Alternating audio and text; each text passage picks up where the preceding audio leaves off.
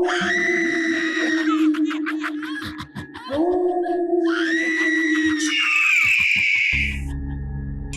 Box অফিসে আপনাকে স্বাগতম। আলো নিভিয়ে হেডফোন কানে দিন, কারণ এখন শুরু হতে যাচ্ছে এমন এক ভয়ঙ্কর গল্প যা হয়তো আজ রাতের ঘুম কেড়ে নেবে আপনার। তাহলে বন্ধুরা, শুরু করা যাক। প্রিয় শ্রোতাবন্ধুরা, আজকে আরও একটি ভয়ানক গল্প নিয়ে আপনাদের মাঝে চলে এলাম।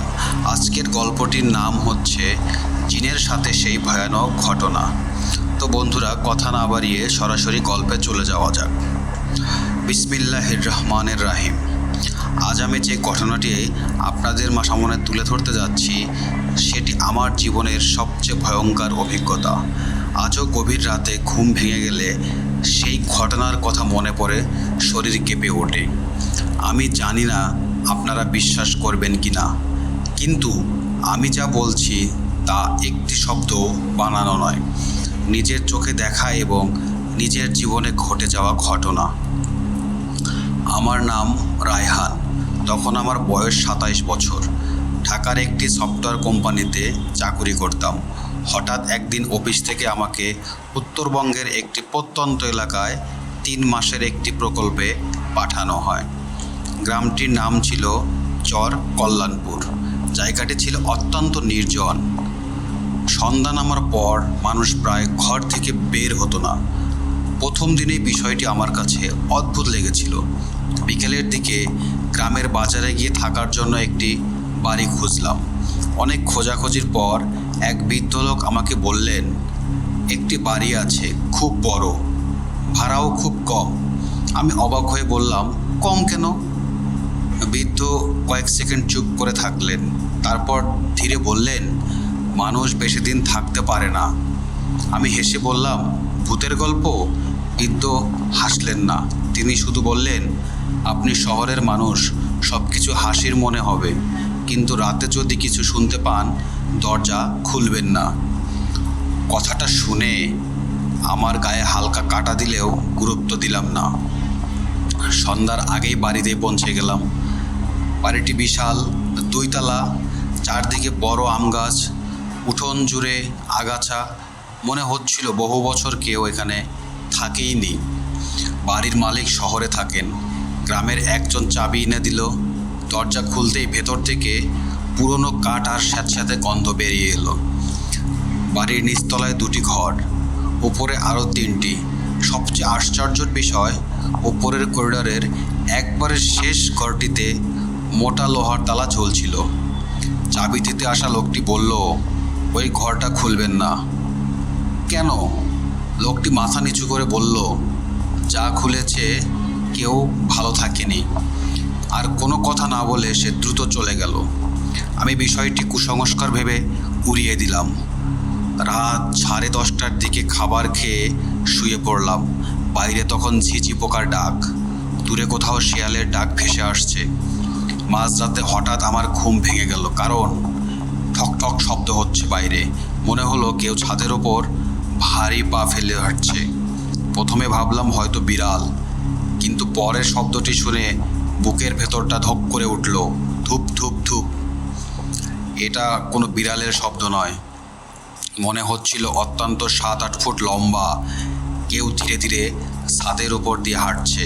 আমি মোবাইলের দিকে তাকালাম, সময় রাত 3:03। হঠাৎ শব্দ থেমে গেল, পুরো বাড়ি নিস্তব্ধ। আমি একটি স্বস্তির নিঃশ্বাস ফেলতেই ক্যাচ, আমার ঘরের দরজাটি নিজে থেকেই ধীরে ধীরে খুলে গেল। আমি তো ভেতর থেকে লক করেই শুয়েছিলাম। বুকের ধুকপুকানি বেড়ে গেল। কিছুক্ষণ সাহস করে তাকিয়ে রইলাম। দরজার ওপাশে কেউ নেই। হঠাৎ করিডোরের শেষ প্রান্ত একটি লম্বা কালো ছায়া দেখা গেল। মনে হলো কেউ দাঁড়িয়ে আছে। আমি মোবাইলের টর্চ জ্বালালাম। আলো পড়তে ছায়াটি মিলিয়ে গেল। ভাবলাম হয়তো চোখের ভুল। ঠিক তখনই আমার নাকের কাছে এক অদ্ভুত আতরের গন্ধ ভেসে এলো, এত তীব্র যে মনে হচ্ছিল কেউ আমার একবারে পাশে দাঁড়িয়ে আছে। আমি ধীরে ধীরে ঘুরে তাকালাম, কিন্তু ঘরে কেউ নেই। ঠিক সেই মুহূর্তে আমার কানের কাছে খুব নিচু স্বরে কেউ ফিসফিস করে বলল, উপরে এসো। আমি জমে গেলাম। ঘরের ভেতরে আমি ছাড়া আর কেউ থাকার কথা না, তবুও সেই কণ্ঠস্বর এত স্পষ্ট ছিল যেন একজন মানুষ আমার কানের পাশেই দাঁড়িয়ে কথা বলছে। আমি দৌড়ে দরজা বন্ধ করতে গেলাম, কিন্তু দরজাটি আর নড়ছিল না, যেন বাইরে থেকে কেউ শক্ত করে ধরে রেখেছে। এরপর ধীরে ধীরে সিঁড়ির দিক থেকে ভেসে এলো এক ভারী পায়ের শব্দ, ধুপ ধুপ ধুপ। মনে হচ্ছিল কেউ নিচে নামছে। প্রতিটি পদক্ষেপের সঙ্গে সঙ্গে বাড়ি কেঁপে উঠল। আমি ভয়ে কোরআনের যে আয়াতগুলো মুখস্থ ছিল সেগুলো পড়তে শুরু করলাম। পায়ের শব্দ আমার দরজার সামনে এসে গেল। তারপর একবার, ঠক, দুইবার, তিনবার। আমি নিঃশ্বাস বন্ধ করে দাঁড়িয়ে রইলাম। আর ঠিক তখনই দরজার নিচের ফাঁক দিয়ে ধীরে ধীরে ভেতরে ঢুকতে শুরু করলো কালো ধোঁয়ার মতো কিছু। দরজার ওপাশে যা দাঁড়িয়েছিল, দরজার নিচের সরু ফাঁক দিয়ে কালো ধোঁয়ার মতো কিছু একটা ধীরে ধীরে ঘরের ভেতর ঢুকতে লাগলো। প্রথমে আমি ভাবলাম হয়তো বাইরে আগুন লেগেছে, কিন্তু কয়েক সেকেন্ডের মধ্যেই বুঝলাম এটা সাধারণ ধোঁয়া নয়। ধোঁয়াটি মেঝের ওপর দিয়ে সাপের মতো এগোতে লাগলো।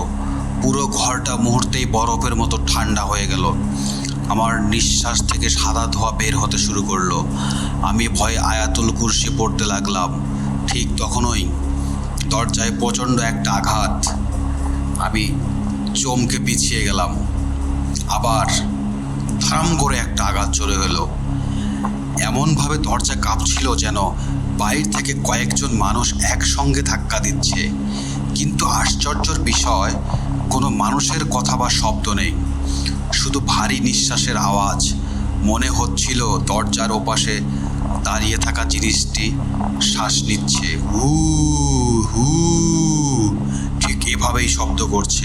আমি সাহস করে দরজার কাছে এগোলাম না, বরং বিছানার পাশে বসে সূরা ইখলাস, সূরা ফালাক আর সূরা নাস পড়তে লাগলাম। হঠাৎ শব্দ থেমে গেল। এমন নীরবতা নেমে এলো যে নিজের হৃদস্পন্দন পর্যন্ত শুনতে পাচ্ছিলাম। তারপর একটা কণ্ঠস্বর, খুব নিচু, খুব স্পষ্ট, রায়হান। আমার বুক কেঁপে উঠল। আমি তো এই গ্রামে কাউকে নিজের নামই বলিনি, তাহলে আমার নাম জানলো কে? আবার সেই কণ্ঠ, দরজা খোলো। আমি কোনো উত্তর দিলাম না। কয়েক সেকেন্ড পর কণ্ঠস্বরটি বদলে গেল। এবার সেটা আমার মায়ের কণ্ঠ, বাবা দরজা খোল, আমি এসেছি। আমার চোখে পানি চলে এলো, কিন্তু পরের মুহূর্তে মনে পড়ল আমার মা তো ঢাকায়, আমি সেখানে আসতেই পারেন না। আমি আরও জোরে কুরআন আয়াত পড়তে লাগলাম। হঠাৎ বাইরে থেকে ভয়ঙ্কর একটি চিৎকার ভেসে এলো, চুপ করো। সেই চিৎকারে জানালার কাচ কেঁপে উঠল। ঘরের বাতি কয়েকবার জ্বলে নিভে গেল। তারপর সব অন্ধকার। মোবাইলের টর্চও হঠাৎ বন্ধ হয়ে গেল। আমি বারবার পাওয়ার বাটন চাপছি, কিন্তু ফোন চালু হচ্ছেই না। অন্ধকারের মধ্যে অনুভব করলাম আমার বিছানার পাশে কেউ দাঁড়িয়ে আছে। আমি দেখতে পাচ্ছিলাম না, কিন্তু স্পষ্ট বুঝতে পারলাম একটা বরফ ঠান্ডা নিঃশ্বাস আমার ঘাড়ে লাগছে। ধীরে ধীরে সেই নিঃশ্বাসের কানের কাছে এলো। তারপর ফিসফিস করে বলল, উপরে আমার ঘরে এসো। আমি চোখ বন্ধ করে শুধু আল্লাহকে ডাকতে লাগলাম। কয়েক মিনিট পর হঠাৎ মসজিদ থেকে ফজরের আজান ভেসে এলো। আল্লাহু আকবার, আল্লাহু আকবার। আজানের প্রথম ধ্বনি শোনা মাত্রই ঘরের ভেতর ঠান্ডা ভাবটা কমে গেল। দরজার বাইরে যেন কেউ দ্রুত দৌড়ে বের হয়ে উপরে উঠে গেল। তারপর সব শান্ত। আমি সাহস করে দরজা খুললাম। করিডোরে কেউ নেই, কিন্তু মেঝের ওপর ভেজা কাদার মতো বিশাল বিশাল পায়ের ছাপ। এক একটা পায়ের ছাপ মানুষের দ্বিগুণ। সেগুলো সোজা সিঁড়ি বেয়ে দ্বিতীয় তলায় উঠে গেছে। আমি কাঁপতে কাঁপতে নিচু নেমে বাইরে বের হলাম।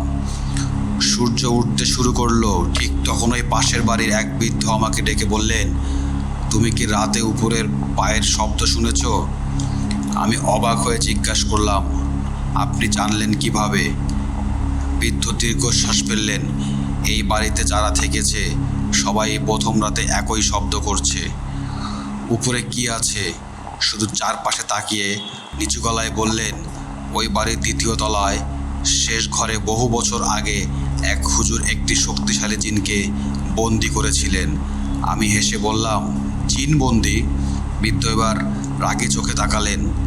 হাসো না বাবা, যারা হাসতো তারা কেউ আর এই গ্রামে নেই। আমার শরীর ঠান্ডা হয়ে গেল। আমি জিজ্ঞেস করলাম, তারা কোথায়? বৃদ্ধ উত্তর দিলেন, না, কিন্তু আজ সূর্য ডোবার আগেই যদি পারো এই বাড়ি ছেড়ে চলে যাও। আমি অফিসের কাজের কথা ভেবে সিদ্ধান্ত নিলাম অন্তত আরও কয়েক রাত থাকবো, কারণ এসবকে এখনও কুসংস্কারে মনে হচ্ছিল। কিন্তু আমি জানতাম না সেই রাতেই আমি এমন কিছু দেখতে যাচ্ছি যা দেখার পর আমার বাস্তবতা সম্পর্কে সব ধারণা বদলে যাবে।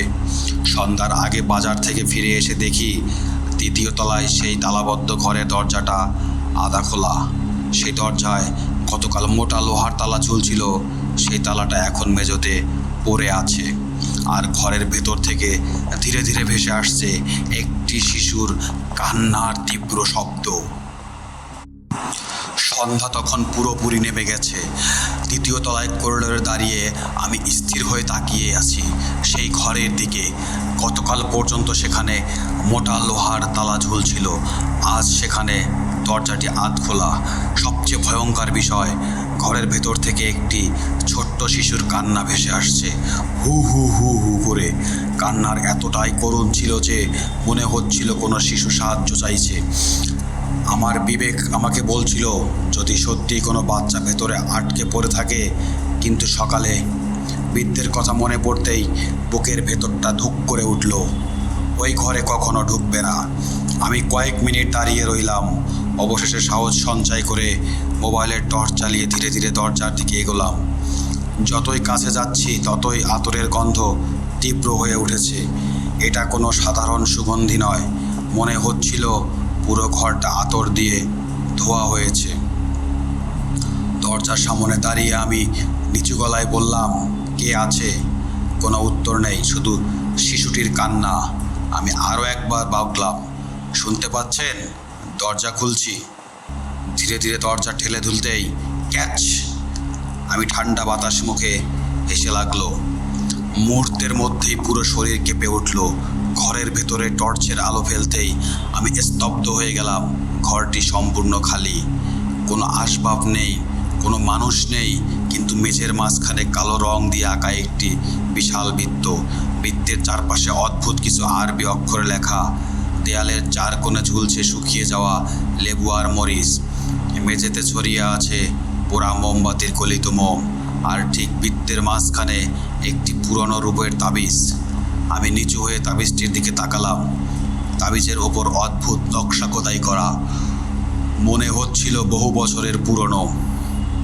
ঠিক তখনই শিশুর কান্না হঠাৎ বন্ধ হয়ে পুরো ঘর নিস্তব্ধ। আমি ধীরে ধীরে তাবিজটির দিকে হাত বাড়ালাম। আঙ্গুল ছোঁয়ানোর সঙ্গে সঙ্গে থাম করে একটা শব্দ হলো। ঘরের দরজা নিজে থেকেই প্রচণ্ড শব্দে বন্ধ হয়ে গেল।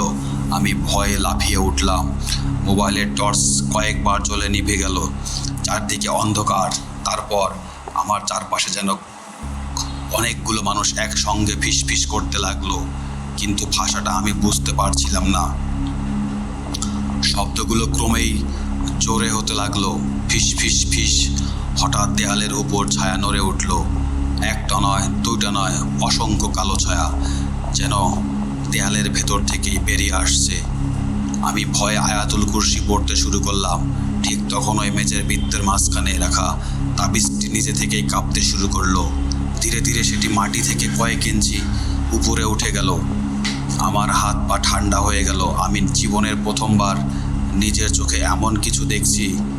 হঠাৎ একটি ভারী কণ্ঠস্বর পুরো ঘরে প্রতিধ্বনিত হলো, ওটা স্পর্শ করো না। আমি চারদিকে তাকালাম, কেউ নেই। কণ্ঠস্বর আবার শোনা গেল। এবার আরও বুঝেছে ওটা আমার। আমি দ্রুত তাবিজটি মাটিতে পুঁতে পেছনে সরে এলাম, কিন্তু ততক্ষণে দেরি হয়ে গেছে। তাবিজটি হঠাৎ বাতাস ঘুরতে শুরু করলো। চারদিকে প্রচণ্ড ঝড়ের মতো বাতাস বইতে লাগলো। জানালার কাঁচ একের পর এক ভেঙে পড়লো। ঘরের তাপমাত্রা মুহূর্তেই বরফের মতো নিচে নেমে এলো। হঠাৎ আমার টর্চের আলো সরাসরি ঘরের এক কোণে পড়ল। সেখানে একজন দাঁড়িয়ে আছে। না, মানুষ নয়, প্রায় 8 ফুট লম্বা, সম্পূর্ণ কালো অবয়ব। 2 চোখ জ্বলছে আগুনের মতো লাল, তার হাত অস্বাভাবিক লম্বা, আঙ্গুলগুলো ধারালো নখের মতো। সে নড়ছে না, শুধু আমার দিকে তাকিয়ে আছে। আমি চিৎকার করতে গিয়েও পারলাম না, গলা দিয়ে কোনো শব্দ বেরই হলো না। ধীরে ধীরে সেই অবয়বটি মাথা কাত করলো, তারপর এক পা, আরেক পা আমার দিকে এগোতে শুরু করলো। প্রতিটি পদক্ষেপে মেঝে কেঁপে উঠল।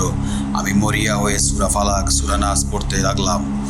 হঠাৎ সেই অবয়বটি প্রচণ্ড গর্জন করে উঠল, তুই আমার জিনিস স্পর্শ করেছিস। ঠিক তখনই নিচতলা থেকে ভেসে এলো মাগরিবের আজান। আজানের প্রথম ধ্বনি কানে পৌঁছাতেই কালো অবয়বটি হঠাৎ যন্ত্রণায় চিৎকার করে উঠল। এক মুহূর্তের মধ্যে ঘর জুড়ে ঘন কালো ধোঁয়া ছড়িয়ে পড়ছে। আমি সুযোগ বুঝে দরজা খুলে দৌড়ে বাইরে বেরিয়ে এলাম। হাঁপাতে হাঁপাতে সিঁড়ি বেয়ে নিচে নেমে আসতেই পেছন থেকে আবার সেই কণ্ঠস্বর শোনা গেল, 7 দিনের মধ্যে তাবিজ ফিরিয়ে দিবি, নইলে তুইও এই বাড়িরই হয়ে যাবি। আমি আতঙ্কে ঘুরে তাকালাম, কিন্তু করিডরের তখনও কেউ নেই। শুধু মেঝের উপর পড়ে আছে সেই রূপার তাবিজ। আমি তো সেটি ঘরের ভেতরেই রেখে এসেছিলাম। সিঁড়ির নিচে দাঁড়িয়ে আমি কয়েক মুহূর্ত নিঃশ্বাস নেওয়ার চেষ্টা করছিলাম। আমার হাত পা কাঁপছে, হৃদস্পন্দন এত দ্রুত হচ্ছিল যে মনে হচ্ছিল বুক ফেটে বেরিয়ে আসবে। কিন্তু সবচেয়ে ভয়ঙ্কর বিষয়টি ছিল আমার পায়ের সামনে পড়ে থাকা সেই রূপার তাবিজ। আমি নিশ্চিত ছিলাম সেটি 2য় তলায় নিষিদ্ধ ঘরের মাঝখানে রেখে এসেছে। তাহলে এটা এখানে এলো কিভাবে? আমি ভয়ে সেটার দিকে তাকিয়ে রইলাম। হঠাৎ তাবিজটি নিজে থেকেই সামান্য নড়ে উঠল, 1 বার 2 বার, তারপর যেন অদৃশ্য কোনো শক্তি সেটিকে ধীরে ধীরে আমার পায়ের দিকে ঠেলে দিল। আমি তাড়াতাড়ি করে পিছিয়ে গেলাম। ঠিক তখনই উপর তলা থেকে ভেসে এলো আরও অনেক ধরনের শব্দ। মনে হলো কেউ ভারী পায়ের সিঁড়ির দিকে এগিয়ে আসছে। আমি আর এক মুহূর্ত সেখানে দাঁড়ালাম না, দৌড়ে নিজের ঘরে ঢুকে দরজা বন্ধ করে দিলাম। দরজার ভেতর থেকে চেয়ার ঠেসে দিয়ে রাখলাম। তারপর বিছানায় বসে কাপা হাতে মোবাইল বের করলাম। নেটওয়ার্ক নেই, একটিও সিগন্যাল নেই। অথচ সন্ধ্যায় বাজারে থাকার সময় ঠিকই নেটওয়ার্ক ছিল। আমি জানালার পর্দা সরিয়ে বাইরে তাকালাম। চারদিকে অস্বাভাবিক নিস্তব্ধ, একটাও কুকুর ডাকছে না, একটাও ঝিঝি পোকার শব্দ নেই। মনে হচ্ছিল পুরো পৃথিবী যেন হঠাৎ থমকে গেছে। ঠিক তখনই আবার একটা আওয়াজ শুরু হলো, ঠিক টুক ঢাক। ঘরের দেয়াল ঝুলালো পুরনো ঘড়িটির নিচ থেকেই চলতে শুরু করলো। আমি আবার অবাক হয়ে দেখলাম দুপুরের ঘরে ঢুকেছিলাম, ঘড়িটি সম্পূর্ণ বন্ধ ছিল। এখন সেটার কাঁটা ধীরে ধীরে এগুচ্ছে। 12টা, 1টা, 2টা, তারপর 3টা 13 মিনিট। কাঁটা ঠিক 3টা 13 মিনিটে পৌঁছাতেই ঘড়িটি থেমে গেল। একই সঙ্গে পুরো ঘরের বাতি নিভে গেল। অন্ধকার, সম্পূর্ণ অন্ধকার। হঠাৎ আমার বিছানার নিচ থেকে ভেসে এলো খিলখিল খিলখিল শব্দ, একটি ছোট্ট শিশুর হাসি। আমার শরীর অবশ হয়ে গেল। আমি ধীরে ধীরে নিচের দিকে তাকালাম, কিছুই দেখা যাচ্ছে না, কিন্তু হাসিটা স্পষ্ট। তারপর একটি কণ্ঠস্বর, ভাইয়া। আমি উত্তর দিলাম না। আবার, ভাইয়া, আমাকে বের করো। আমার মাথার ভেতর হাজারো প্রশ্নে ঘুরতে লাগলো। বিছানার নিচে কি সত্যি কোনো শিশু আছে নাকি? আমি সাহস করে নিচে তাকানোর সিদ্ধান্ত নিলাম। মোবাইলের টর্চ চালিয়ে ধীরে ধীরে বিছানার নিচে আলো ফেললাম। প্রথম কিছুই দেখতে পেলাম না। তারপর একদম ভেতরে অন্ধকার। 2টি লাল চোখ, দুটো স্থির হয়ে আমার দিকে তাকিয়ে আছে। হঠাৎ সেই চোখ দুটো দ্রুত আমার দিকে এগিয়ে আসতে লাগলো। আমি ভয়ে পিছিয়ে পড়লাম। এক মুহূর্তের মধ্যে বিছানার নিচ থেকে বেরিয়ে এলো একটি কালো ছায়া, কিন্তু সেটি মানুষের মতো নয়। হাত পা অস্বাভাবিক লম্বা, মাথা নিচু, চুল মাটিতে লুটিয়ে আছে। তার মুখের জায়গায় শুধু অন্ধকার। কোনো নাক নেই, কোনো ঠোঁট নেই, শুধু 2টি জ্বলন্ত লাল চোখ। সে ধীরে ধীরে দাঁড়িয়ে গেল, আমার দিকে তাকিয়ে ফিসফিস করে বলল, ও জেগে উঠেছে। আমি কিছু বোঝার আগেই আমার ছায়াটি মিলিয়ে গেল। ঘরের সব কিছু আবার স্বাভাবিক হয়ে গেল।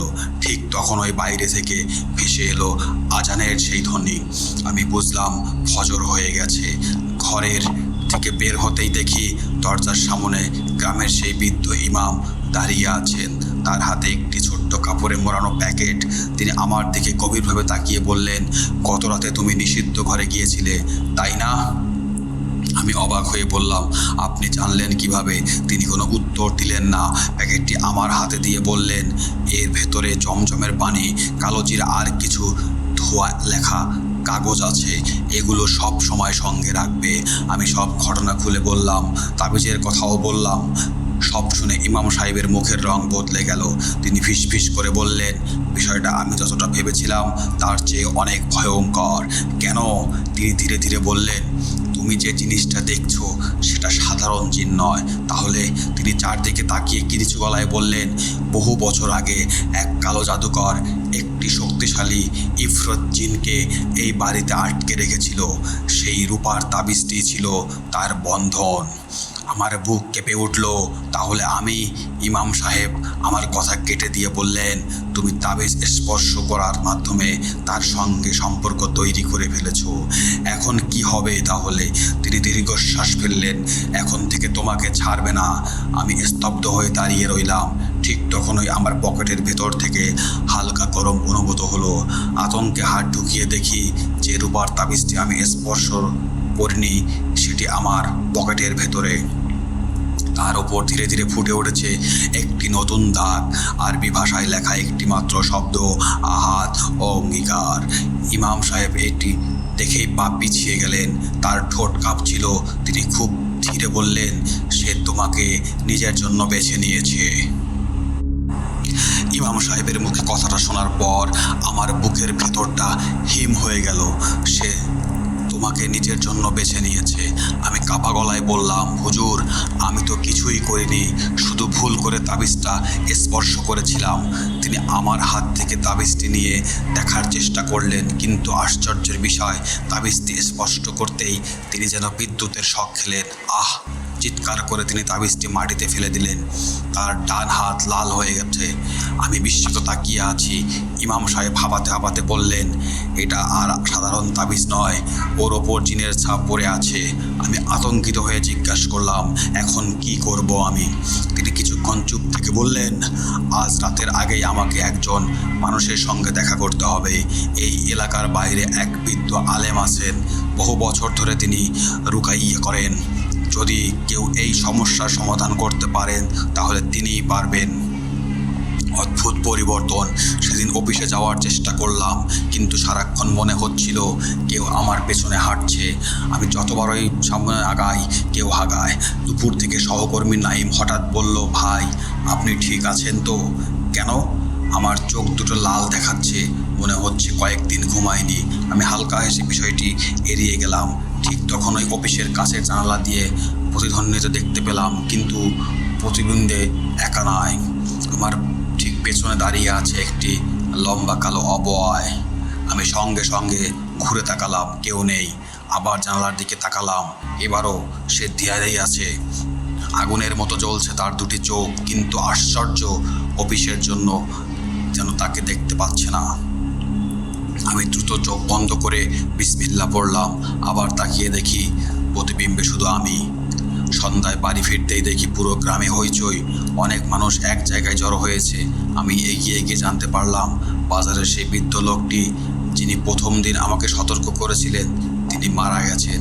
কিন্তু মৃত্যুর ধরনটা অস্বাভাবিক। লোকজন বলছিল সকালে তাকে নিজের ঘরের ভেতরে মৃত অবস্থায় পাওয়া গেছে। মুখে ভয়ের ছাপ, চোখ দুটো পুরো খোলা, আর দেয়ালের ওপর কয়লার মতো কালো দাগ নিয়ে লেখা। সে কথা বলছিল। আমার বুক কেঁপে উঠল। লোকটা শুধু আমাকে সতর্ক করেছিল, তাহলে এই মৃত্যুর সঙ্গে কি আমার কোনো সম্পর্ক আছে? অদ্ভুত সব স্বপ্ন। সেই রাতে অনেক ক্লান্ত ছিলাম আমি, কিন্তু ঘুম আসছিল না। কোনো এক সময় চোখ লেগে গেল। স্বপ্নে দেখলাম আমি একটি বিশাল মরুভূমিতে দাঁড়িয়ে আছি, চারদিকে শুধু বালি। হঠাৎ দূরে কালো ধোঁয়ার একটি ঘূর্ণি উঠল। সেই ধোঁয়া ধীরে ধীরে মানুষের আকৃতি নিল। 8 ফুট লম্বা, আগুনের মতো চোখ। আমি তাকে সঙ্গে সঙ্গে চিনে ফেললাম। সেই জিন। সে ধীরে ধীরে আমার দিকে এগিয়ে এলো। তার কণ্ঠস্বর আগের চেয়ে অনেক শান্ত, কিন্তু সেই শান্ত স্বরেই ছিল অদ্ভুত ভয়। সে বলল, মানুষ। আমি কোনো উত্তর দিলাম না। সে আবার বলল, তুই আমার বন্ধন ভেঙেছিস, আমি কাপা গলায় বললাম, আমি ইচ্ছা করে করিনি। সে কয়েক মুহূর্ত আমার দিকে তাকিয়ে রইল, তারপর বলল, আমি 300 বছর বন্দি ছিলাম। চারপাশে বাতাস হঠাৎ ভারী হয়ে উঠল। সে আবার বলল, যে আমাকে বন্দি করেছিল তার রক্তধারা এখনো বেঁচে আছে। আমি বিস্ময়ে কিছুই বলতে পারছি না। সে ধীরে ধীরে লম্বা হাত বাড়িয়ে আমার কপালে স্পর্শ করলো। সঙ্গে সঙ্গে চোখের সামনে এক দৃশ্য ভেসে উঠতে লাগলো। একজন কালো জাদুকর, একটি পরিত্যক্ত বাড়ি, আগুনের বৃত্ত, আর অসংখ্য আরবি দোয়া পড়ছেন একজন আলেম। তারপর একটি রূপার তাবিজের ভেতর আগুনের মতো কালো ধোঁয়া আটকে আছে। আমি চিৎকার করে উঠলাম। ঠিক তখন ওই জিনটি বলল, 7 দিন পর আমি পুরোপুরি মুক্ত হব, আর যদি আমাকে আটকাতে চাস। সে ধীরে ধীরে হাসলো। সেই হাসি মানুষের হাসি নয়, মনে হচ্ছিল অনেকক্ষণ কণ্ঠ হাসছে। তারপর সে বলল, তাহলে খুঁজে বের কর যে আমাকে বন্দি করেছিল তার শেষ উত্তরাধিকারে। আমি চিৎকার করতে করতে ঘুম থেকে উঠলাম। ঘড়ি থেকে তাকিলাম, রাত 3:13। ঠিক সেই সময় ঘরের ভেতর আবার ছড়িয়ে পড়ছে সেই পরিচিত আতরের গন্ধ। তারপর দরজার ওপাশ থেকে ধীরে ধীরে সেই শব্দগুলো, 3টি শব্দ। আমি নিঃশ্বাস বন্ধ করে ঘরে বসলাম। হঠাৎ দরজার দিকে একটি ভাঁজ করা পুরনো কাগজ ভেতরে ঢুকে এলো। অনেকক্ষণ সাহস করতে পারলাম না। অবশেষে কাগজটি তুলে খুললাম। ভেতরে মাত্র একটি বাক্য লেখা, আগামীকাল সূর্যাস্তের আগে কবরস্থানের পুরো মসজিদে এসো, নইলে 7ম রাতে আগেই সব শেষ হয়ে যাবে। কাগজের নিচে কোনো নাম নেই, কিন্তু এক কোণে রক্তের মতো লাল কালি দিয়ে আঁকা ছিল ঠিক সেই একই চিহ্ন যা আমি নিষিদ্ধ ঘরের মেঝেতে দেখছিলাম। সকালে ঘুম ভাঙলেই আগের রাতের ঘটনাটা মাথার থেকে সরাতে পারছিলাম না। ভাঁজ করা সেই কাগজটি এখনও আমার টেবিলের ওপর পড়ে আছে। বারবার পড়ছি, কিন্তু আমার কোনো উত্তর খুঁজে পাচ্ছি না। আগামীকাল সূর্যাস্তের আগে কবরস্থানের পুরনো মসজিদে এসো, এটাকে লিখেছে কিভাবে আমার ঘরের ভেতর এলো? আর সবচেয়ে বড় কথা, সে কি মানুষ নাকি জিনের কোনো ফাঁদ? আমি দ্রুত গ্রামের মসজিদে গিয়ে সব ঘটনা খুলে বললাম, কাগজটাও দেখালাম। ইমাম সাহেব কাগজটা হাতে নিয়ে কয়েক সেকেন্ড চুপ করে রইলেন। তারপর বললেন, এটা সাধারণ কালি নয়। তাহলে? এটা জাফরানের কালি আর রক্ত মিশিয়ে লেখা হয়েছে। বহু পুরনো কিছু আমলকারী এই ধরনের চিহ্ন ব্যবহার করত। আমার বুক ধুক করে উঠল। তিনি আরও বললেন, আর সন্ধ্যায় তুমি একা যাবে না, আমি তোমার সঙ্গে যাব। আমি একটু সাহস পেলাম। সূর্যাস্তের আগে বিকাল 5টার দিকে আমরা দুজন রওনা দিলাম। গ্রামের শেষ প্রান্ত পেরিয়ে সরু কাঁচা রাস্তা, দুপাশে বাঁশঝাড়, হাওয়া নেই, পাখির ডাক নেই, শুধু শুকনো পাতার ওপর আমাদের পায়ের শব্দ। প্রায় আধা ঘন্টা হাঁটার পর সামনে বিশাল একটি পুরনো কবরস্থান দেখা গেল। শত শত কবর, কিছু নতুন, কিছু এত পুরনো যে নামও পড়া যায় না। কবরস্থানের মাঝখানে ভাঙা ইটের একটি ছোট্ট মসজিদ। ছাদ অর্ধেক ধসে পড়েছে, মিনারের মাথা নেই, তবুও জায়গাটা ভেতর ঢুকতেই এক ধরনের অদ্ভুত প্রশান্তি অনুভব করলাম। ইমাম সাহেব ধীরে বললেন, এখানে সাবধানে থাকবে, কোনো শব্দ শুনলেও উত্তর দিবে না। আমি মাথা নাড়ালাম। রহস্যময় বৃদ্ধ মসজিদের ভেতর ঢুকতেই দেখি ক্যাবলার দিকে মুখ করে একজন বৃদ্ধ বসে আছেন।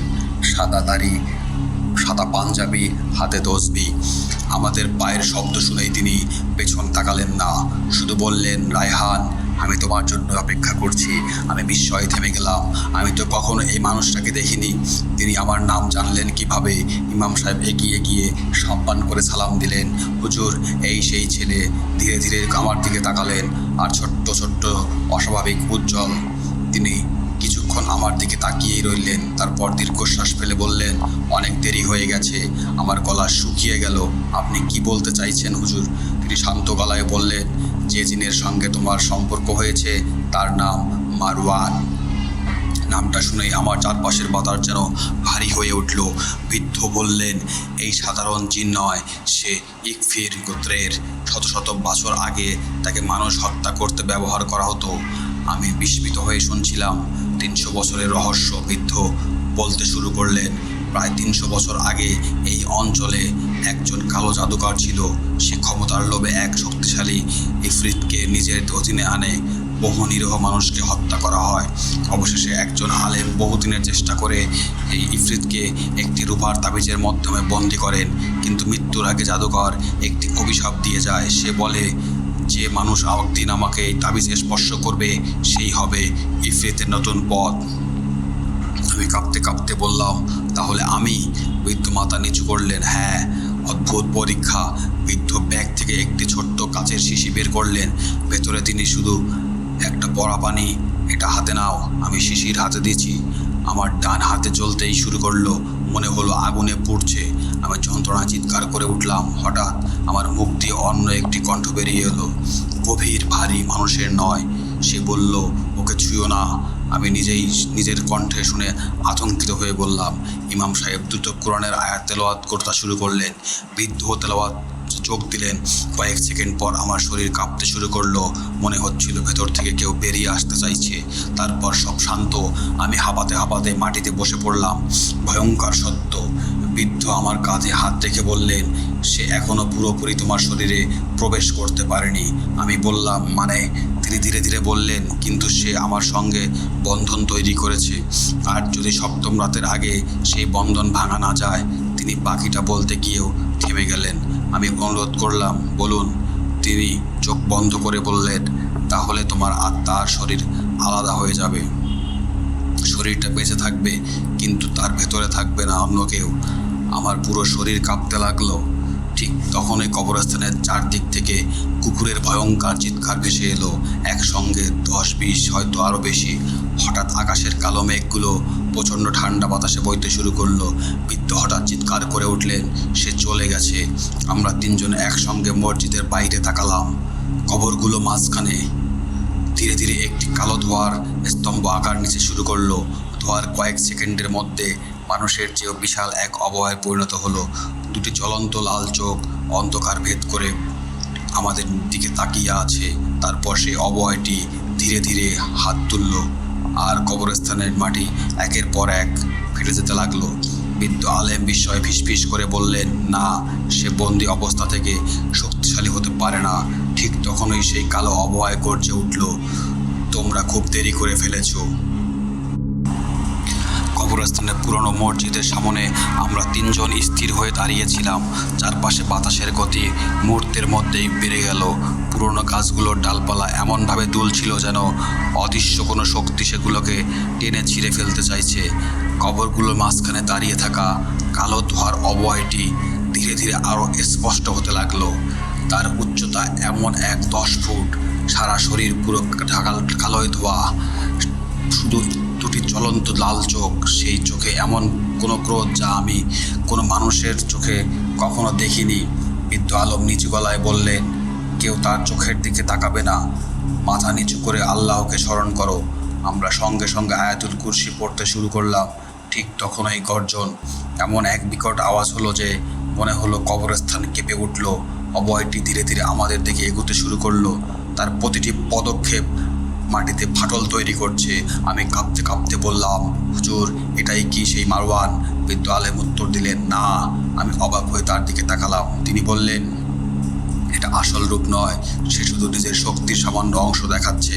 আমার বুকের ভেতরটা আরও ভারী হয়ে উঠল। হঠাৎ মারওয়ান তার ডান হাত আকাশের দিকে তুলল। চারপাশের সব কিছু অন্ধকার হয়ে গেল। আমার চোখের সামনে দৃশ্য বদলে যেতে লাগলো। আমি যেন আর কবরস্থানে নেই। আমি দাঁড়িয়ে আছি সেই বাড়ির সামনে, কিন্তু বাড়িটি নতুন। চারদিকে মানুষ, অনেকগুলো মশাল জ্বলছে। একজন কালো পোশাক পরা লোক মাটির উপর অদ্ভুত চিহ্ন আঁকছে। তার সামনে হাঁটু গেড়ে বসে আছে কয়েকজন মানুষ, তাদের চোখে ভয়। ঠিক তখনই কালো মানুষের লোকটি উচ্চস্বরে কিছু পড়তে শুরু করলো। হঠাৎ চারদিকে বাতাসের আগুনের মতো গরম হয়ে উঠল। মাটির ভিতর মাঝখানে থেকে কালো ধোঁয়া বের হতে লাগলো। সেই ধোঁয়া দিয়ে মানুষের আকৃতি নিল। একটি বিকট কণ্ঠ ভেসে এলো, আমাকে কেন ডেকেছ? কালো পোশাকের লোকটি হেসে বলল, আমাকে শক্তি দাও, আমি তোমাকে মানুষের আত্মা এনে দিব। ধোঁয়ায় অবয়বটি ধীরে ধীরে হাসলো। তারপর বলল, চুক্তি হলো। আমি সব কিছু চোখের সামনে ঘাটতে দেখছিলাম। বৃদ্ধ আলমের কণ্ঠ দূর থেকে ভেসে এলো, রায়হান, চোখ বন্ধ করো। আমি হঠাৎ বাস্তবে ফিরে এলাম। আমার মাথা প্রচণ্ড ব্যথা করছিল। বৃদ্ধ আলেম দ্রুত আমার কপালে হাত রেখে কিছু দোয়া পড়লেন। তারপর তিনি বললেন, তুমি জানো কেন সে তোমাকে আঁচড়ে ধরেছে? আমি মাথা নাড়ালাম। তার গভীর নিঃশ্বাস ফেলে বললেন, কারণ তুমি সাধারণ মানুষ নও। আমার শরীর শিউরে উঠল। মানে? তিনি ধীরে ধীরে বললেন, যে কালো জাদু 300 বছর আগে মারওয়ানকে ডেকেছিল। তিনি থেমে গেলেন। আমি উৎকণ্ঠায় বললাম, তারপর? তিনি আমার চোখের দিকে তাকিয়ে বললেন, সে তোমার পূর্বপুরুষ ছিল। মুহূর্তের জন্য পৃথিবীটা যেন থেমে গেল। আমি বিশ্বাস করতে পারছিলাম না। অসম্ভব। কিন্তু শান্ত গলায় বললেন, তোমার পরিবার বহু বছর আগে এই ইতিহাস গোপন করে ফেলেছিল, যেন আর কখনো সেই বাড়িতে কাছে না আসে। আমার মনে পড়ল ছোটবেলায় দাদু মাঝে মাঝে বলতেন, আমাদের বংশের একটা পুরনো অভিশাপ আছে। তখন আমি হেসে উড়িয়ে দিতাম। আজ বুঝলাম তিনি মিথ্যা বলেননি। ঠিক তখনই মারওয়ান গর্জে উঠলেও চারপাশের কবর থেকে একের পর এক কালো ছায়া বের হতে শুরু করলো। তারা মানুষ নয়, ধোঁয়ায় তৈরি অবয়ব। তাদের চোখও লাল। এক মুহূর্তের মধ্যে তারা আমাদের ঘিরে ফেলল। ইমাম সাহেব উচ্চস্বরে কোরআন তেলাওয়াত করতে লাগলেন। বৃদ্ধ আলেমও যোগ দিলেন। আয়াতের ধ্বনি শোনা মাত্র কয়েকটি ছায়ার পেছন থেকে সরে গেল, কিন্তু মারওয়ান একটু নড়ল না, বরং সে আরও কাছে এগিয়ে এলো। তার কণ্ঠে এবার আগের চেয়ে স্পষ্ট, রায়হান। আমি কাঁপতে কাঁপতে তাকালাম। সে বলল, তোর পূর্বপুরুষ আমাকে প্রতারণা করেছিল, আজ সেই ঋণ শোধ হবে। হঠাৎ সে হাত বাড়িয়ে দিল। অদৃশ্য এক শক্তি আমাকে মাটি থেকে তুলে ফেললো। আমি বাতাসে ঝুলে আছি, নিঃশ্বাস নিতে পারছি না। গলা যেন কেউ শক্ত করে চেপে ধরেছে। ইমাম সাহেব চিৎকার করে উঠলেন, সূরা বাকারা পড়ুন। বৃদ্ধ আলেম তিলাওয়াত করতে শুরু করলেন। সঙ্গে সঙ্গে আমার গলার চাপ একটু কমে গেল। আমি মাটিতে পড়ে গেলাম। কাশতে কাশতে শ্বাস নিতে লাগলাম। বৃদ্ধ আলম দ্রুত ব্যাগ থেকে একটি পুরনো চামড়ার খাতা বের করলেন। তিনি সেটি রায়হানের হাত দিয়ে বললেন, এটা তোমার দাদার লেখা। আমি অবাক হয়ে খাতাটি খুললাম। প্রথম পাতায় লেখা, যদি মারওয়ান আবার ফিরে আসে তাহলে তাকে পরাজিত করায় একটাই উপায়। আমি দ্রুত পরের লাইন পড়তে গেলাম। ঠিক তখন একটি কালো আগুনের গোলা আকাশ থেকে নেমে এসে খাতার উপর আঘাত করলো, ধাউ ধাউ করে। পুরো খাতাটি মুহূর্তের মধ্যে আগুনে জ্বলে উঠল। আমি প্রাণপণে আগুন নেভানোর চেষ্টা করলাম, কিন্তু ততক্ষণে প্রায় সব স্পষ্ট ছাই হয়ে গেছে। শুধু শেষ পাতায় একটি অংশ অক্ষত ছিল। সেখানে মাত্র একটি লাইন পড়া যাচ্ছিল, তাকে পরাজিত করতে হলে নিষিদ্ধ কূপর নিচে লুকিয়ে থাকা। বাকিটা সম্পূর্ণ পুড়ে গেছে। বৃদ্ধ আলম আতঙ্কে বললেন, সে জানে আমরা সত্যের কাছে পৌঁছে গেছি। ঠিক তখনই মারওয়ান বিকট হাসি কবরস্থানে প্রতিধ্বনিত হলো। তখন আমরা আর কিছুই জানতে পারবো না। দূরে বিদ্যুৎ চমকালো, আর সেই আলোয় আমি প্রথমবার স্পষ্ট দেখলাম মারওয়ান বুকের মাঝখানে একটি উজ্জ্বল নীল দাগ জ্বলছে, যেন সেটাই তার শক্তির আসল উৎস। কবরস্থানের সেই রাতের পর আমরা কেউ একটি কথাও বলতে পারছিলাম না। বৃদ্ধ আলেমের হাতে থাকা 100 বছরের পুরনো খাতাটি কয়েক সেকেন্ডের মধ্যেই ছাই হয়ে গেছে। শুধু একটি বাক্যই আমাদের হাতে রয়ে গেল, তাকে পরাজিত করতে হলে নিষিদ্ধ কূপের নিচে লুকিয়ে থাকা। কিন্তু বাকিটা আগুনে পুড়ে গেছে। কূপের নিচে কি লুকিয়ে আছে? কেন সেটাই মারওয়ানের দুর্বলতা? এই প্রশ্নগুলোর কোনো উত্তর আমাদের কাছে নেই। বৃদ্ধ আলেম হঠাৎ ছায়ের ভেতর থেকে ঢুকিয়ে ছোট ধাতব বাদ দিয়ে বললেন, আগুনে পুড়ে যায়নি। পাতাটির গায়ে খোদাই করা লেখা ছিল এই ছোট্ট মানচিত্র। তিনি ধুলো পরিষ্কার করতে লাগলেন। আলহামদুলিল্লাহ, এটা বেঁচে গেছে। আমি কাছে গিয়ে দেখলাম মানচিত্র গ্রামের চারপাশে আঁকা একটি জায়গায় লাল চিহ্ন, তার পাশে আরবিতে লেখা বিরূপ কূপ। ইমাম সাহেব অবাক হয়ে বললেন, এই নাম তো বহু বছর আগে উচ্চারণ হয়ে গেছে। আমি জিজ্ঞাসা করলাম, কোথায় এই রূপ? বৃদ্ধ ধীরে বললেন, জঙ্গলের ভেতরে। এখন সেখানে যায় না। পরদিন পরে আমরা প্রায় সবচেয়ে বয়স্ক মানুষ আব্দুল কাদের চাচার কাছে গেলাম। তার বয়স 90 বছর প্রায়। মানচিত্রটি দেখতেই তিনি কেঁপে উঠলেন। তার কণ্ঠে কাঁপছিল, তোমরা এই মানচিত্র কোথায় পেলে? বৃদ্ধ আলম সব খুলে বললেন। কাদের কাছা নিঃশ্বাস ফেললেন। তার বলতে শুরু করলেন, তখন ছোট তোমার দাদা মুখে শুনেছি বিরুল কূপের পানি একসময় খুব মিষ্টি ছিল। দুর্দান্ত মনে থেকে পানির স্পর্শ নিতে আসতো, কিন্তু এক রাতে আকাশ লাল হয়ে যায়, মাটিতে আগুনের মতো আলো দেখা যায়। পরদিন সকালে দেখা যায় কূপের সব পানি কালো হয়ে গেছে। সেই পানি খেয়েছে সে কয়েকদিনের মধ্যেই অদ্ভুতভাবে মারা গেছে। আমি গিলে ফেললাম।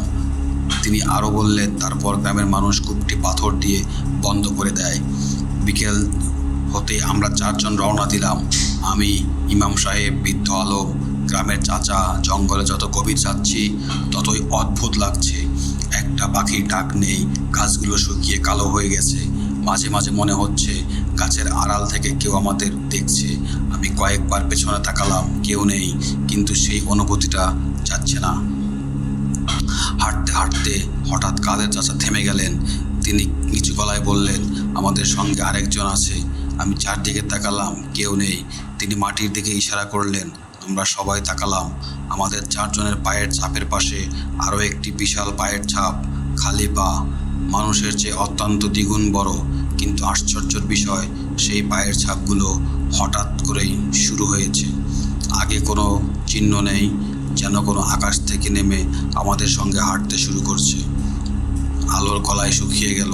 বৃদ্ধ আলম ধীরে বললেন, সে আমাদের আগেই পৌঁছে গেছে। সূর্য ডোবার ঠিক আগে আমার কূপটির কাছে পৌঁছালাম। দেখেই আমার শরীর কেঁপে উঠল। বিশাল গোলাকার কূপ, চারপাশে ভাঙা পাথর, অনেক পুরনো আরবি লেখায় ভারী।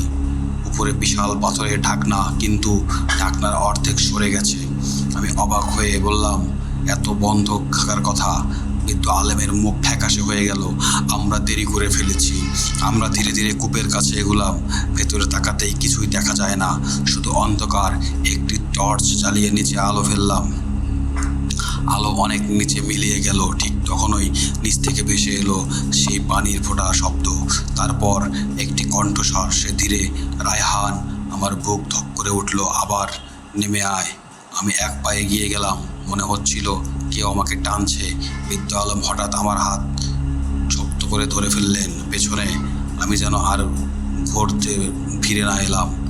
ঠিক তখনই বুঝতে পারলাম আমি কূপের কিনারায় দাঁড়িয়ে আছি, আর মাত্র 1 কদম গেলেই নিচে পড়ে যেতাম। ইমাম সাহেব দড়ি ধরে পুকুরের ভেতরে লণ্ঠন নামালেন। আলো ধীরে ধীরে নিচে নামতে লাগলো। হঠাৎ আলো একটি পাথরের ঘরের ওপর পড়ল। আমরা বিস্ময়ে তাকিয়ে রইলাম। কূপের একেবারে নিচে একটি গোপন কক্ষ। ঘরের মাঝখানে লোহার তৈরি একটি বিশাল সিন্দুক, চারদিকে মোটা শিকল, আর সেই শিকলগুলোর অনেকগুলো ছিঁড়ে গেছে। বৃদ্ধ আলেমের মুখ সাদা হয়ে গেল। ফিসফিস করে বললেন, এটাই ছিল তার আসল কারাগার। ঠিক তখনই কূপের নিচের অন্ধকার থেকে ধীরে ধীরে 2টি আগুনের মতো লাল চোখ জ্বলে উঠল। 1 জোড়া নয়, 2, 3, 4, তারপর অসংখ্য। অন্ধকারের ভেতরে যেন শত শত চোখ আমাদের দিকে তাকিয়ে আছে। হঠাৎ নিচে থেকে ভেসে এলো সেই পরিচিত গর্জন, তোমরা খুব দেরি করে ফেলেছ। পরের মুহূর্তে কূপের ভেতর থেকে প্রচণ্ড কালো ধোঁয়া ঘূর্ণির মতো উপরে উঠতে শুরু করলো। বাতাস এত জোরে বইতে লাগলো যে আমরা দাঁড়িয়ে থাকতে পারছিলাম না। ধোঁয়ার ভেতর থেকে ধীরে ধীরে একটি বিশাল অবয়ব উঠে আসতে লাগলো। কিন্তু এবার সে একা নয়, তার পেছনে আরও কয়েক ছায়া আছে। মারওয়ান গর্জন চারদিকে প্রতিধ্বনিত হলো, আজ রাতেই সব বন্ধন ভেঙে যাবে। বিরুল কূপের ভেতর থেকে কালো ধোঁয়ার ঘূর্ণি আকাশের দিকে উঠতে লাগলো। মুহূর্তের মধ্যে চারদিকে অন্ধকার হয়ে গেল। চাঁদের আলো মেঘে ঢেকে গেল। গাছগুলো অস্বাভাবিকভাবে দুলতে শুরু করলো। মনে হচ্ছিল পুরো জঙ্গল জীবন্ত হয়ে গেছে। আমি, ইমাম সাহেব, বৃদ্ধ আলেম, কাদের চাচা কূপ থেকে কয়েক কদম দূরে সরে এলাম। কিন্তু মারওয়ান গর্জনের জন্য চারদিকে একসঙ্গে ভেসে আসছে, তোমরা আমাকে আর থামাতে পারবে না। তার কণ্ঠে ছিল অদ্ভুত আত্মবিশ্বাস। কূপের ভেতর থেকে একের পর এক কালো ছায়া বেরিয়ে আসতে লাগলো। তারা মাটিতে হাঁটছিল না, ভাসছিল। তাদের শরীর ধোঁয়ার মতো, চোখ দুটো জ্বলন্ত কয়লার মতো লাল। একটি ছায়াদ্রুপ তাদের কাছের দিকে ছুটে গেল। তিনি ভয়ে পড়ে গেলেন। আমি দৌড়ে তাকে টেনে দিয়ে ছায়াটি মূর্তির আঘাত করলো। সেখানে আঘাত করলো, সেখানকার ঘাস মুহূর্তে কালো হয়ে শুয়ে পড়ল। বৃদ্ধ আলম চিৎকার করে বললেন, সবাই একসঙ্গে দোয়া পড়ো, কেউ আলাদা হবে না। আমরা গোল হয়ে দাঁড়ালাম। ইমাম সাহেব উচ্চস্বরে আয়াতুল কুরসি, সূরা ফালাক ও সূরা নাস তেলাওয়াত করা শুরু করলেন। তেলাওয়াতের শব্দে কয়েকটি কালো ছায়া পেছনে সরে গেল, কিন্তু মারওয়ান একটু পিছিয়ে গেল না। হঠাৎ মারওয়ান আমার দিকে তাকিয়ে বলল, রায়হান, তুই এখনো সত্যটা জানিস না। আমি উত্তর দিলাম না। সে আবার বলল, তোর পূর্বপুরুষ আমাকে বন্দি করেনি। আমি অবাক হয়ে তাকালাম। বৃদ্ধ আলমে থমকে গেলেন। মারওয়ান ধীরে ধীরে বলল, আমাকে বন্দি করেছিস একজন নেককার আলেম, আর আমাকে ডেকেছিল তোর পূর্বপুরুষ, কিন্তু শেষ পর্যন্ত সে অনুভক্ত হলো, তাই সে আলেমকে সাহায্য করছিল আমাকে বন্দি করতে। আমি স্তব্ধ হয়ে গেলাম। আমার দাদার পুরনো কথাগুলো মনে পড়তে লাগলো। মানুষ ভুল করতে পারে, কিন্তু তওবার দরজা সবসময় খোলা থাকে। তাহলে আমাদের পরিবারে অভিশপ্ত নয়, বরং তারা একসময় সেই ভুল সংশোধন করার চেষ্টা করেছিল।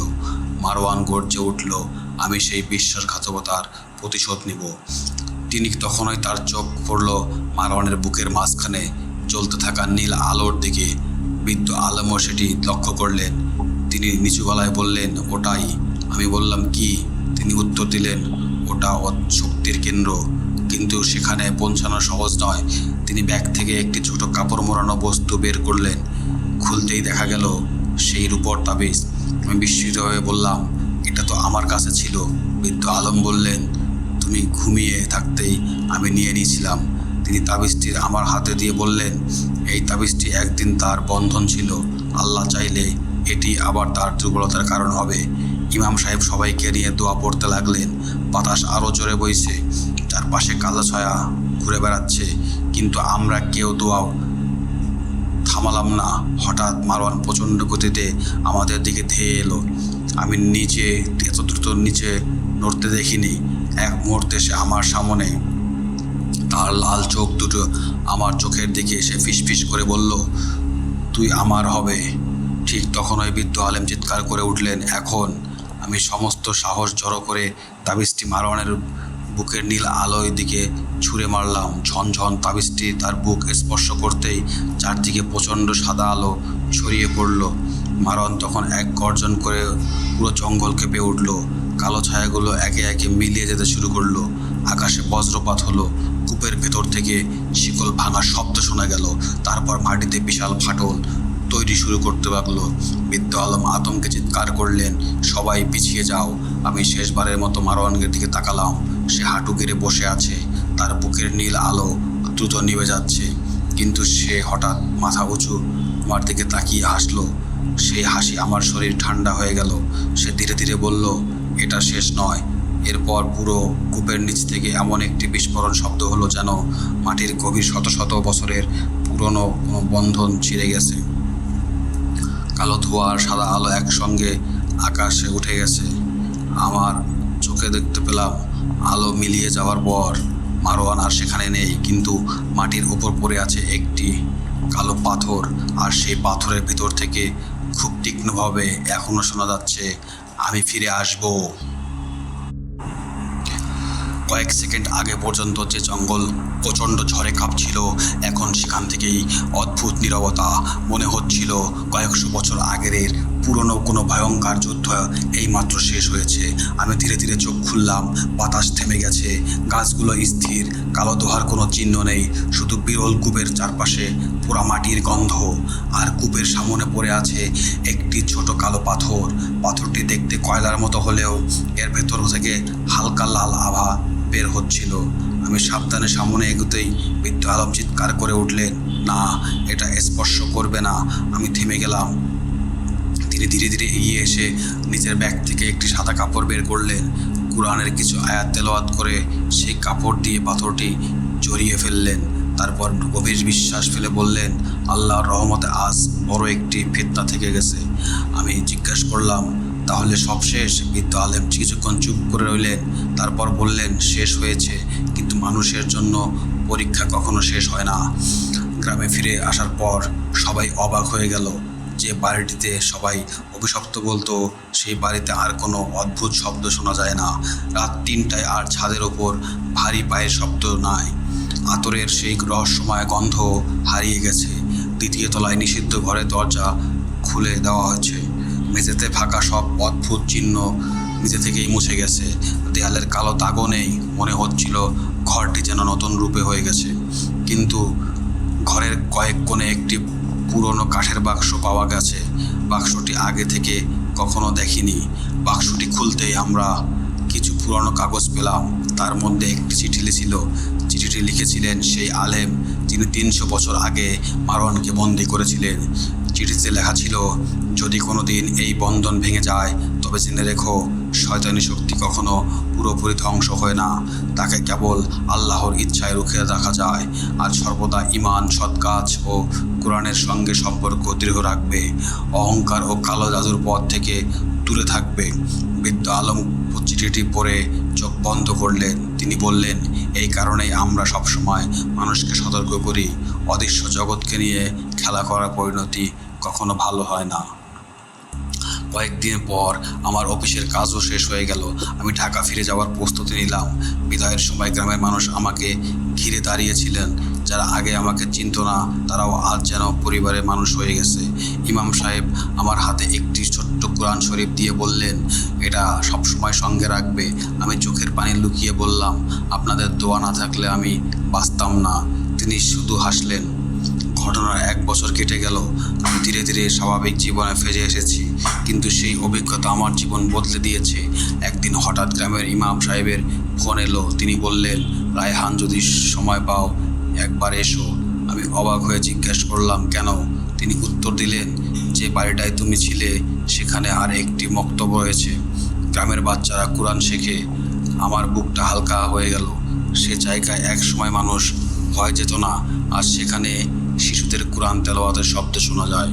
কয়েক মাস পর এক সন্ধানে পুরো একটি টান খুঁজে গোছাচ্ছিলাম। হঠাৎ একটি ছোট্ট খাম পেলাম। খামের ভেতর ছিল একটি ছবি। আমি অবাক হয়ে ছবিটির দিকে তাকালাম। এটি সেই অভিশপ্ত বাড়ির ছবি, কিন্তু ছবির পেছনে কালিতে একটি লাইন লেখা, যে সত্যকে সম্মান করে আল্লাহ তাকে হেফাজত করেন। আমি স্বস্তির নিঃশ্বাস ফেললাম। ভাবলাম, হয়তো সব কিছু সত্যি শেষ হয়ে গেছে। ঠিক তখনই হঠাৎ ঘরে জানালায় ঠক ঠক ঠক ঠক 3 বার শব্দ হলো। আমি ধীরে ধীরে জানালার কাছে গিয়ে পর্দা সরালাম। বাইরে কেউ নেই। আর ফিরে আসতেই টেবিলের উপর রাখা ছবিটি নিজে থেকেই মেঝেতে পড়ে গেল। ছবিটি তুলে হাতে নিতেই লক্ষ্য করলাম পেছনের লেখাটি বদলে গেছে। সেখানে আর একটি লেখা, ভয়কে নয়, আল্লাহকেই ভয় করো। আমি নিঃশব্দে বিসমিল্লাহ পড়ে ছবিটি বন্ধ করে রেখে দিলাম। সেদিনের পর আর কখনো কোনো অদ্ভুত ঘটনা ঘটেনি। তবে আজও গভীর রাতে ঘুম ভেঙে গেলে আমি সেই 7টি রাতের কথা মনে করি আর তামলকালে শুকরিয়া আদায় করি। তিনি চাইলে সবচেয়ে অন্ধকার রাতও শেষ হয়। আল্লাহই সব কিছু সমাধান করে দেন। আর বন্ধুরা, আজকের গল্পটি এখানেই সমাপ্ত হয়ে গেল। আজকের গল্প এখানেই শেষ। যদি গল্পটি ভালো লেগে থাকে তাহলে ভিডিওটি লাইক করুন, আপনার মতামত কমেন্টে জানান। আর এমন আরও ভয়ঙ্কর গল্প শুনতে ভূত বক্স অফিসকে সাবস্ক্রাইব করে পাশে থাকুন। মনে রাখবেন, ভয় কখনো গল্পে সীমাবদ্ধ থাকে না। আবার দেখা হবে পরবর্তী ভৌতিক গল্পে।